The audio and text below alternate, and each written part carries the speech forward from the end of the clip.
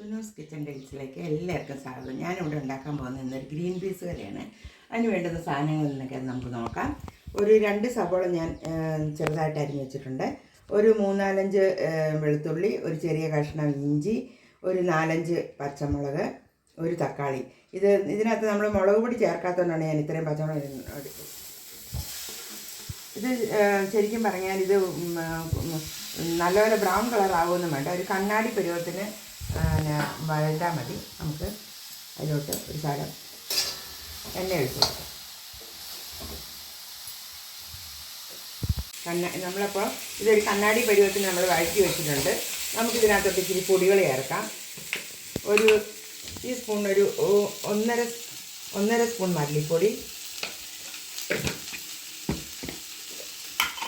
ഒരു 1/4 സ്പൂൺ മഞ്ഞൾപ്പൊടി,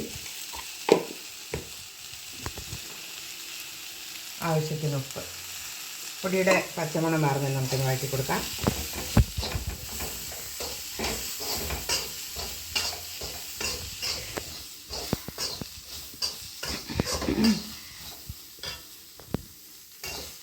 പൊടിയൊക്കെ മൂത്തിട്ടുണ്ട്. നമുക്കപ്പം ഗ്രീൻ പീസ് കുക്കറിലോട്ട് ഇട്ട് കൊടുക്കാം.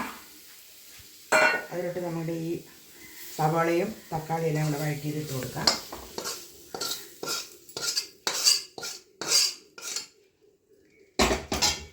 ആവശ്യത്തിന് വെള്ളം ഒഴിക്കാം.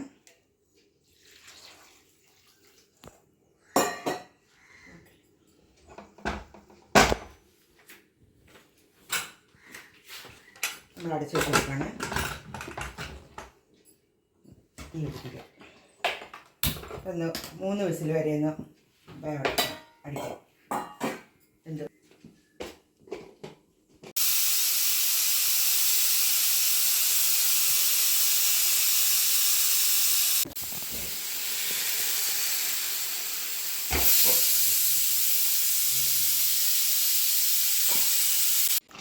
അപ്പോൾ നമ്മുടെ ഗ്രീൻ പീസ് എല്ലാം വെന്തിട്ടുണ്ടോ നമുക്ക് നോക്കാം.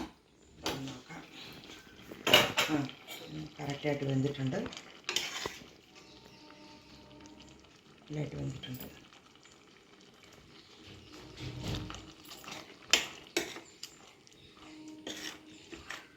നമുക്കിതിനകത്തോട്ട് 2-ാം പാലും 1-ാം പാലിന് ഇടയ്ക്കുള്ള ഒരു കട്ടിക്ക് നമുക്ക് പാലുണ്ട്, ആ പാലും കൊണ്ട് ഒഴിച്ച് കൊടുക്കാം.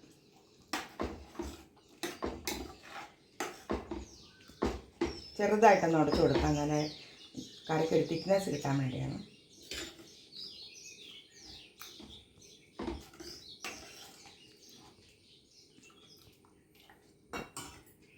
നമുക്കൊരു ശകല മസാലപ്പൊടിയും ചേർത്ത് കൊടുക്കാം.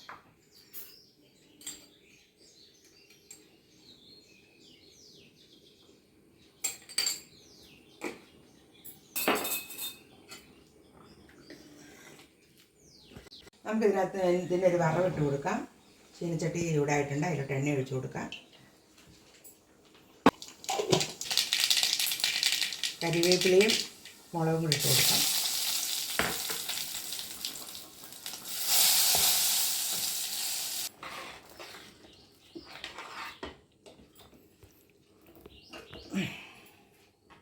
ഈ വീഡിയോ ഇഷ്ടമാവുകയാണെങ്കിൽ ലൈക്ക്, ഷെയർ, സബ്സ്ക്രൈബ് ചെയ്ത് തുടർന്ന് സപ്പോർട്ട് ചെയ്യുക. താങ്ക്സ്.